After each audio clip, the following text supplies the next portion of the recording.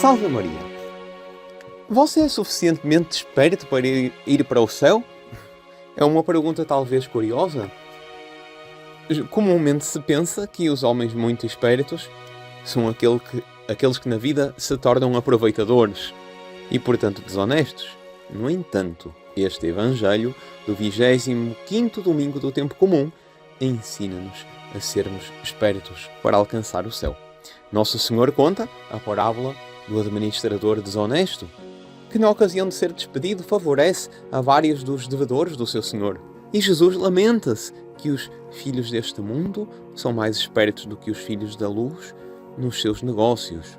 Nós temos que ser espertos para nos empenharmos com todo o esforço, mais do que os gananciosos deste mundo, em adquirir virtudes, em fazer orações, em realizar penitências, em conquistar um alto lugar no céu. E a liturgia deste 25º domingo dá-nos este aspecto positivo e dá-nos também o aspecto negativo. Na primeira leitura, a profecia de Amós acusa aqueles que buscam se aproveitar do pobre, do indefeso, adulterar balanças, e esses que procedem mal, achando-se beneficiados, na verdade estão cavando a própria ruína. E por isso São Paulo diz que nós devemos rezar por todos os homens, para que alcancem a santidade, na segunda leitura, não é? E sobretudo pelos governantes, para que tenham esta virtude. Entretanto, nós temos que considerar que também há uma deformação na ideia sobre honestidade nos dias de hoje. Pensa-se que ser humilde é ser pobre, o honesto é aquele que é pobre, e na verdade há ricos que foram santos e pobres que são enganadores. A honestidade está no coração, não está na carteira, nem na conta do banco. A honestidade está em praticar a santidade. E é evidente que estes desregramentos no procedimento humano do homem para com o homem provêm do orgulho de querer ajuntar riquezas, ajuntar fama nesta terra, o que é na verdade uma insensatez, é uma falta de inteligência. É por isso que Santo Agostinho dizia que o caminho para Jesus Cristo é, em primeiro lugar, a humildade. Em segundo lugar, a humildade. Em terceiro lugar, a humildade. E ele dizia que o orgulho foi o que fez dos anjos demónios. E a humildade é o que faz dos homens anjos. Esta humildade pode e deve ser praticada em qualquer classe social. Um fato bonito, por exemplo, podemos recordar da vida do rei Jorge V da Inglaterra. Ele viveu na época do desenvolvimento e até quase auge do fascismo, do nazismo. E enquanto os líderes dessas ideologias se exaltavam a si mesmos, ele tinha esta atitude curiosa no seu palácio, nos dias em que não tinha festividades. Depois do jantar com a rainha Mary e sua esposa, ele escutava música para descansar um pouco. E às 10 horas eram interrompidas as outras músicas que pudessem estar tocando, e o secretário colocava o hino God Save the King, Deus salve o rei.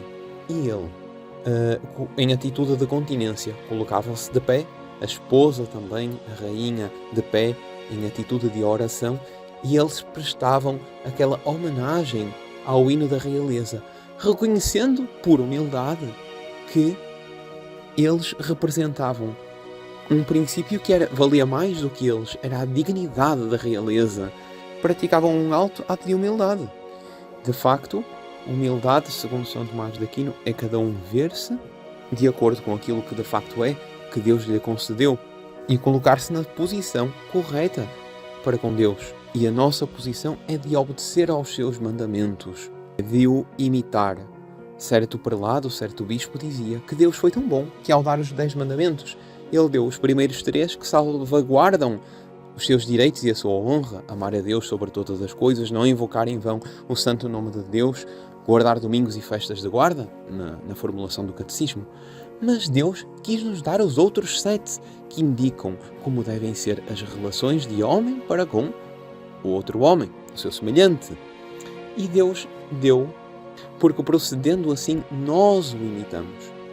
E hoje em dia procura-se laicizar esta atitude do homem para com o homem, e não focalizar que o primeiro ato de humildade é do homem, do ser humano para com Deus.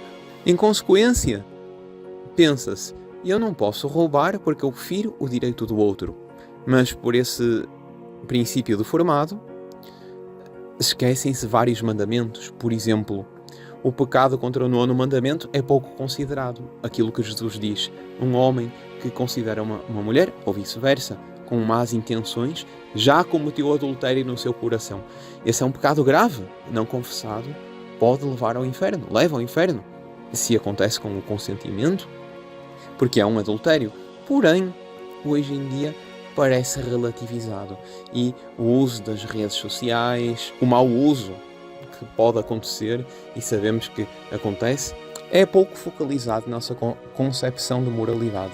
E por isso, aqueles que pensam que levam ao inferno matar e roubar são aqueles que no fundo perderam a fé, que acham que os únicos preceitos são leis de justiça social. No fundo, tiraram a Deus do centro. A desonestidade do ser humano começa quando Deus é tirado do centro da vida do homem.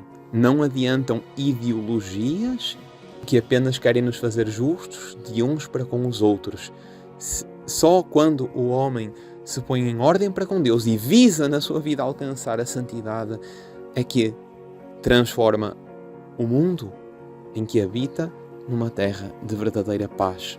Só quando o homem vive em função do céu e se torna esperto em função de alcançar bens no céu, é que ele consegue puxar o céu para esta terra e assim cumprir o que diz o Pai Nosso: venha a nós o vosso reino, seja feita a vossa vontade assim na terra como no céu. Peçamos esta graça, sermos espertos, mais do que os homens gananciosos com os lucros deste mundo. Nós, filhos da luz, católicos, sejamos desejosos a cada dia de nos aproximarmos mais de Deus. É uma oração a mais, é uma missa que eu consigo participar mais, é uma homilia.